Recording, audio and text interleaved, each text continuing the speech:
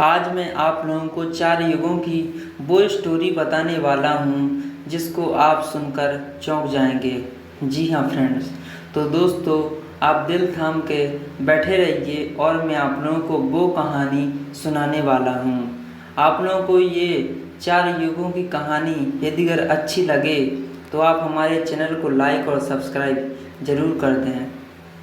अब हम अपनी कहानी शुरू करते हैं। सनातन धर्म के अनुसार 4 युग होते हैं, जैसे कि सतयुग, त्रेता युग, द्वापर युग और कलयुग। और अभी का जो युग चल रहा है वह कलयुग है। युग का अर्थ होता है कालचक्र या काल अवधि। हिंदू धर्म के अनुसार 3 युग बीत चुके हैं और अभी चौथा युग यानी कि कलयुग चल रहा है। और समय चक्र के अनुसार जब कलयुग समाप्त हो जाएगा तब फिर सतयुग का आरंभ होगा। इसी तरह चारों युग अपने कालचक्र के अनुसार चलते रहते हैं। किसी भी युग का अर्थ होता है कि उस युग में किस प्रकार व्यक्तिगत जीवन, आयु और उसमें होने वाले मनुष्यों की ऊंचाई और उसमें होने वाले भगवान के अवतारों के बारे में जानना, जो युग परिवर्तन के बाद उसमें बदल जाते हैं। तो आइए चलते हैं, हम आपको पहला युग अब बताते हैं। उस युग का नाम है सतयुग। सनातन धर्म का सबसे प्रथम युग सतयुग है। इस युग की बहुत सी विशेषताएं हैं। इस युग में पाप की मात्रा 0% होती है, यानी कि सीधे शब्दों में कहें तो इस युग में पाप की मात्रा ना के बराबर होती है। इस युग यानी कि सतयुग में पुण्य की मात्रा धर्म का 4 भाग यानी कि 100% होती है। इस युग में पुण्य को अधिक महत्व दिया जाता है। इस युग में भगवान विष्णु ने मत्स्य, वराह, नरसिंह, कूर्म जैसे अवतार लिए हैं। यह सभी अवतारों अमानवीय अवतार हैं। धर्म की रक्षा के लिए, राक्षसों का वध करने, वेदों का उद्धार करने और पृथ्वी की रक्षा के लिए किया है। इस युग की मुद्रा रत्न की होती थी, जैसे हीरे, मोती, पन्ना, नीलम, पुखराज। इस युग यानी कि सतयुग के बर्तन स्वर्ण धातु के बने होते थे और यह भी माना जाता था कि इस युग में मनुष्य की आयु 1 लाख वर्ष होती थी और उसकी लंबाई 40 से 45 फीट होती थी।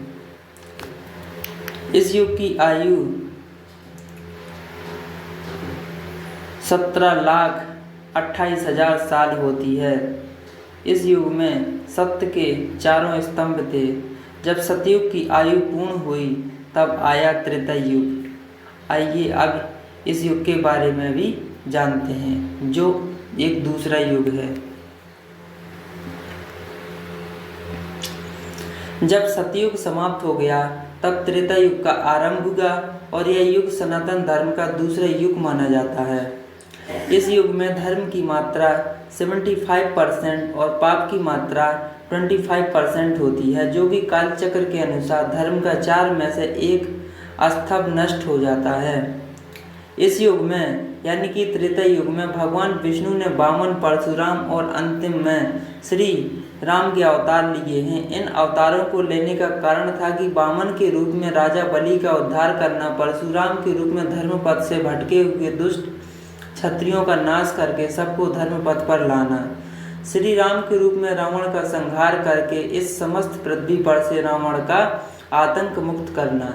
इस युग में मनुष्य की आयु 10,000 वर्ष रह गई थी और मनुष्यों की लंबाई घटकर 21 फीट रह गई थी, क्योंकि इस युग से पाप की मात्रा बढ़ने लगी थी। इस युग की मुद्रा स्वर्ण की होती थी और पात्र यानी कि बर्तन चांदी की होती थी और इस युग की आयु 12,96,000 वर्ष होती है, जो समय अनुपात के अनुसार घट जाती है। इसके बाद आता है द्वापर युग, जो एक तीसरा युग भी है। त्रेता युग की आयु पूर्ण होने पर द्वापर युग की शुरुआत होती है। द्वापर युग को सनातन धर्म का तीसरा युग माना जाता है। इस युग का तीर्थ स्थल कुरुक्षेत्र है। इस युग में पाप की मात्रा बढ़कर 50% और पुण्य की मात्रा घटकर 50% हो जाती है। इस युग में धर्म का आधा भाग यानी 2 स्तंभ खत्म हो जाता है। इस युग में मनुष्य की आयु घटकर 1000 वर्ष रह गई थी और मनुष्य की लंबाई 10 से 15 फीट रह गई थी। इस युग की मुद्रा चांदी की होती थी और उसके पात्र तांबे के होते थे और इस युग की आयु 8,64,000 वर्ष होती है। इस युग के अंत में भगवान विष्णु ने श्री कृष्ण के रूप में अवतार लिया था और इस पृथ्वी पर से अधर्म का साम्राज्य मिटाया था और फिर पुनः धर्म का साम्राज्य स्थापित किया था। उसके बाद बहुत ही वर्षों बाद कलयुग की शुरुआत हुई। द्वापर युग के समाप्त होने के बाद अर्जुन के पौत्र राजा परीक्षित के शासन काल में कलयुग की शुरुआत हुई। कलयुग सनातन धर्म का चौथा और अंतिम युग कहा गया है। कलयुग को मानव जाति के लिए सबसे श्रापित युग भी कहा गया है। इस युग में पाप की मात्रा 75% और पुण्य की मात्रा 25% ही रह जाएगा। इस युग में धर्म का चौथा स्तंभ में से तीसरा स्तंभ खत्म हो जाएगा और धर्म का एक भाग ही रह जाएगा। इस युग यानी कि कलयुग की आयु 4,32,000 साल है।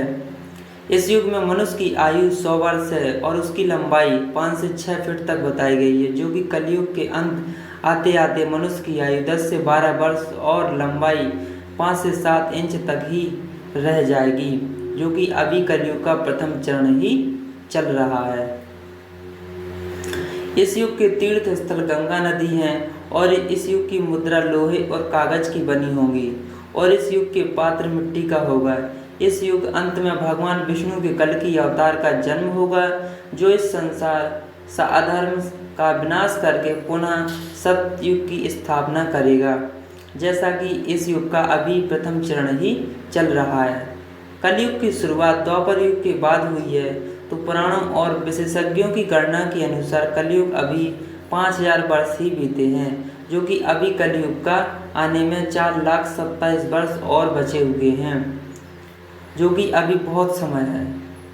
तब भगवान विष्णु इस धरा पर अवतरित होंगे। आज के लिए इतना ही। दोस्तों, आपको हमारी ये स्टोरी कैसी लगी आप हमें कमेंट करके ज़रूर बताएं और जिन लोगों ने हमारे चैनल को लाइक और सब्सक्राइब नहीं किया है वो हमारे चैनल को जल्दी से सब्सक्राइब जरूर कर लें। दोस्तों, धन्यवाद।